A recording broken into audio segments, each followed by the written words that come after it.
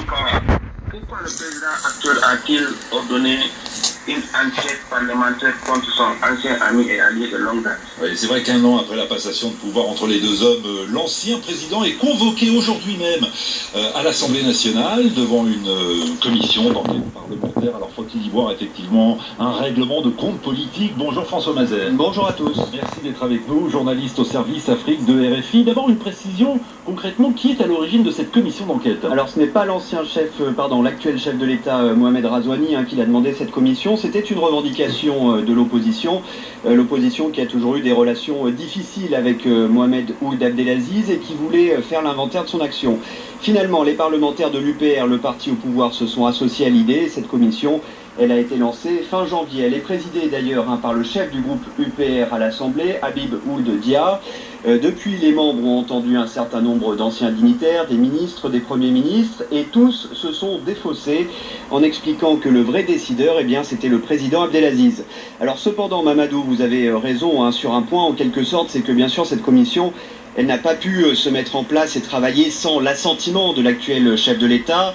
Mohamed Ould Razouani, cela ne fait même pas un an qu'il est au pouvoir et depuis il a montré des signes, disons, d'indépendance vis-à-vis de son ami de longue date qui avait complètement cornaqué sa campagne électorale l'an dernier. Le président Razouani, il a changé des ministres, il a changé des chefs militaires, il s'est assuré le...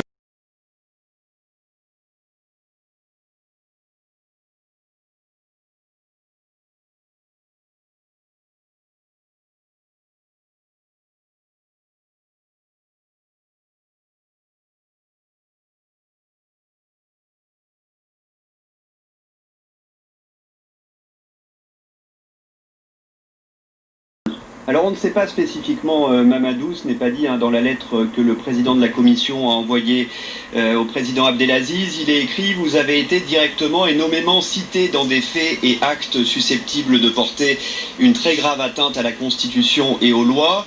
Ce qu'on sait, c'est sur quoi ont été entendus les autres dignitaires déjà interrogés. Une dizaine de dossiers qui vont des revenus pétroliers, de la gestion des revenus pétroliers à la vente de domaines de l'État, en passant par les activités en Mauritanie d'une société chinoise de pêche. Donc c'est assez vaste. Il reste à savoir jusqu'où peut aller cette commission parlementaire. Oui, alors déjà on ne sait pas si l'ancien président va se présenter tout à l'heure à midi, heure de Nouakchott. A priori non. S'il refuse, est-ce qu'on va aller le chercher? Probablement pas. La commission en tout cas doit rendre son rapport d'ici à la fin de la session parlementaire qui est à la fin du mois. Les députés diront alors ce qu'ils veulent faire de ces conclusions et là les analyses divergent. Est-ce que les parlementaires vont vraiment dénoncer des malversations commises par d'anciens ministres et par l'ancien président alors qu'eux-mêmes ont toujours validé toutes les décisions et tous les budgets? Est-ce que la présidence va mettre des lignes rouges à ces recommandations et à quel niveau?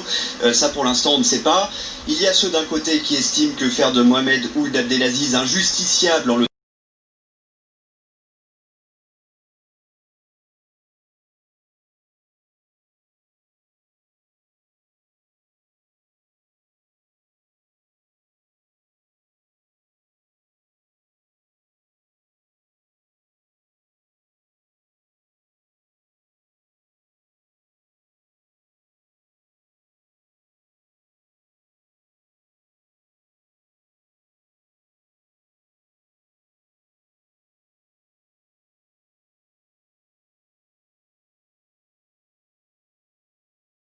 Thank